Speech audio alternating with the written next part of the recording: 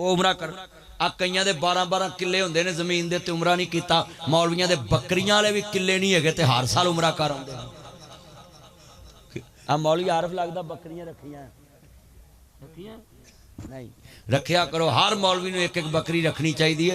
मैं आरफ वाले गया उन्हें मैंने कहा जी 1.5 लाख रुपए की बकरी है, 2 ये जवाक ने, दुध भी वावा देंदी। मैं कहा मैं लैन आवांगा, मैनू रैत देनी। उन्हें कहा जी ठीक है तुसी आओ, तुहानू छिल नहीं लाउंदे।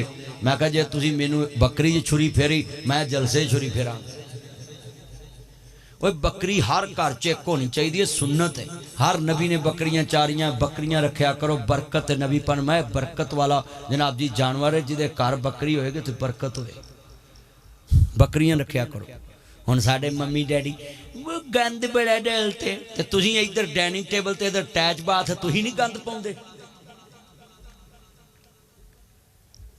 बकरी रखा करो, इत्थे भी रखी, डेरे ते भी बकरी रखो। इत्थे दुध बकरी का पिया करो, सुन्नत है।